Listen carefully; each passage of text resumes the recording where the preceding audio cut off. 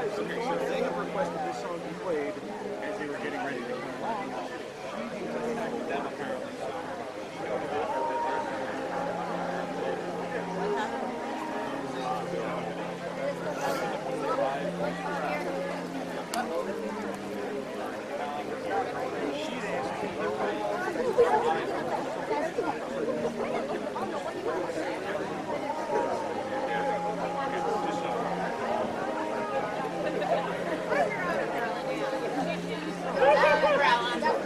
All right, ladies and gentlemen, your grooms are coming.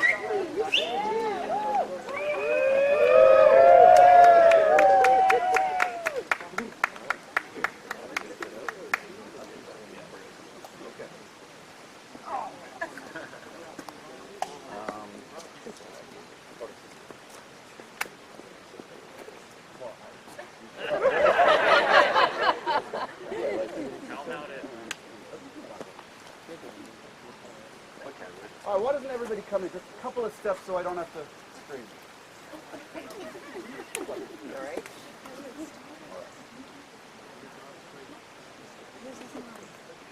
Family and friends, my name is John, and I'm a friend of these two gentlemen. I'm not a man of the cloth, but I believe in God and I believe in love.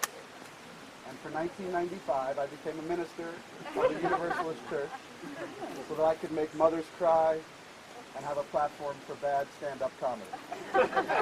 This is my third wedding. The first was in Asbury Park.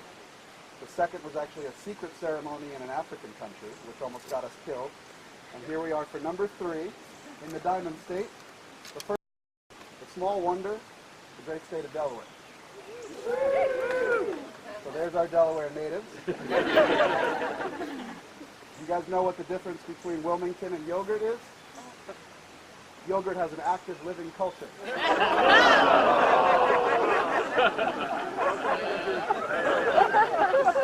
One more. You know what they call good-looking people in Delaware? Visitors. All right. Now you're all beautiful.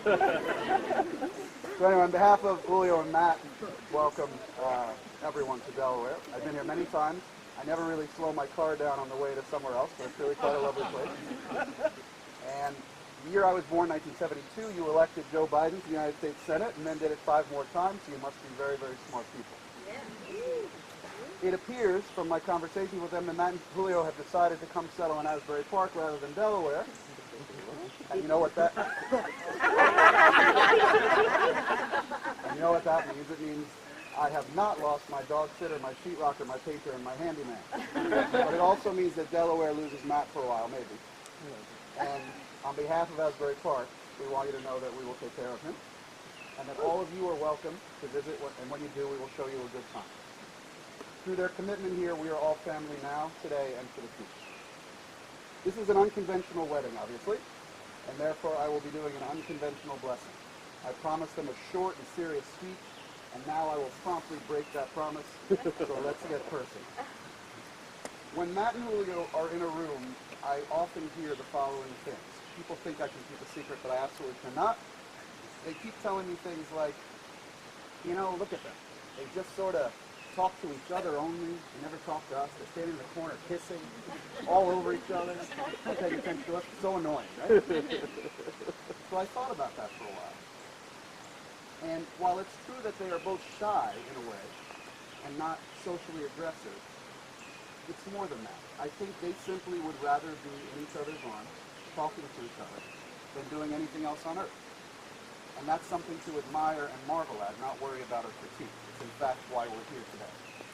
After all, let's be real. Who else wants to talk about Star Wars, superheroes, tattoos, and amusement parks all day? Thank God they have each other, so we don't have to talk to them anymore. So let's give praise to our Creator for bringing together these two stone-cold weirdos and proving the old adage that there is someone for everyone. Well, we truly do love you guys in all seriousness. And a couple more jokes. Speaking of secrets, I want to be the first to congratulate them on the big news that after months and months and months of trying, Matt is finally pregnant. And you're not even showing that much. And while they're not sure if the baby will be white or Mexican, they've come up with a name, and it is, of course, R2D2. So now the serious part. I want to read you an excerpt from the Supreme Court case that made this day possible. I want you to reflect on the time. We're here. I want you to reflect on the time in our life when people sought to forbid the expression of the love we are witnessing today. I want us to reflect on how important it is that we all stand here today, not only to congratulate and celebrate, but to unite in support of our fundamental, natural, and God-given right to love one another. To love one another within the rule of law, irrespective of gender, orientation, national origin, and to affirm that love before God and man, with the knowledge that the state will protect us and value us in equal measure with every other citizen. The justices said, no union is more profound than marriage, for it embodies the highest ideals of love, fidelity, devotion, sacrifice, and family. In forming a marital union, two people become something greater than they once were. Marriage embodies a love that many endure even past that. It would misunderstand gay men and women to say that they disrespect the idea of marriage. Their plea is that they do respect it so deeply that they seek to find its fulfillment for themselves. Their hope is not to be condemned to live in loneliness, excluded from one of civilization's oldest institutions. They ask for equal dignity in the eyes of the law, and the Constitution grants them that right. The centrality of marriage to the human condition makes it unsurprising that the institution has existed for millennia and across civilizations. Since the dawn of history, marriage has transformed strangers into relatives, binding families and societies together. The nature of marriage is that, through its enduring bond, two persons together can find other freedoms, such as expression, intimacy, and spirituality. This is true for all persons, whatever their sexual orientation. The right to marry is a fundamental right inherent in the liberty of every American, and no longer may this liberty be denied to any American. And as Lin-Manuel Miranda once said more succinctly, love is love, is love, is love, and cannot be killed or plucked aside. Now, I looked for religious passages in Psalms to mark this moment, and then I said to myself, John, you're one of the great poets of your generation. So why not just write a poem? So next up, my poem. And just to make it even weirder, I would like everyone to hold hands as I recite this literary matter.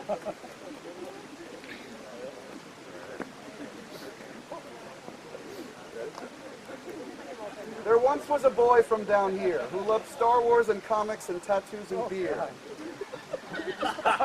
He ventured up north in his search for true love and opened his map and sought help from above.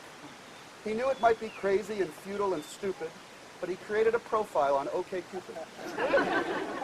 To Asbury Park he would venture to see if his heart could be filled with affection and glee.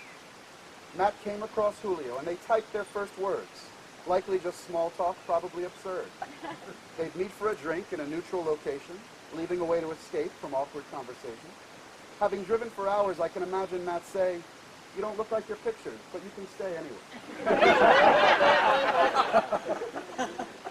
At first, their connection seemed too good to be true, exciting simply because it was new. But as they passed time, there came a conclusion. They'd forego all others and make a great union. And so late one night, a little tipsy, Matt got on one knee and said, "Please marry me." Now, Julio laughed and said, "Matt, can't you see I'm no superhero, I'm simply just me." And Matt looked at Julio and said, "That's not right, for your heart is the force, and our love is the light." And that is the story of our friends here today. Of true love rejoiced with a Chinese buffet. Love, like this meal, can be both sweet and sour. And yes, we'll be hungry again in about an hour.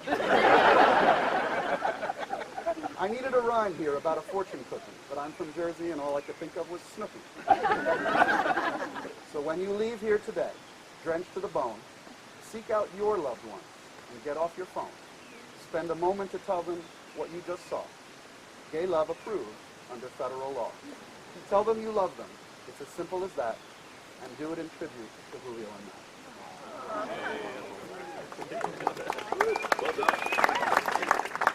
I want to just say a word about the rain that I wrote in the car here to adapt to the weather. Let today's rain be a metaphor for your marriage. It's too easy of a speech if it was sunny and beautiful. And I'll tell you that after 25 years of my own marriage, life is not always rainbows, sunshine, and butterflies. So when it pours, do three things. Be optimistic and know that the sun will shine again. Be adaptable and know this is not the last rain. And shelter each other from every storm, every deluge, and every dark cloud. So now let's see if they're serious. You have rings to exchange.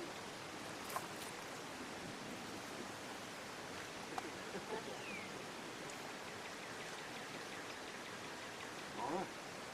Do you, Matt, take Julio to be your lawfully wedded husband, to have and to hold in sickness and in health, in good times and bad, for richer or for poorer, for long as you both shall live? I do. And Julio. You take Matt to be your lawfully wedded husband, to have and to hold, in sickness and in health, in good times and bad, for richer for poorer, for as long as you both shall live. I do.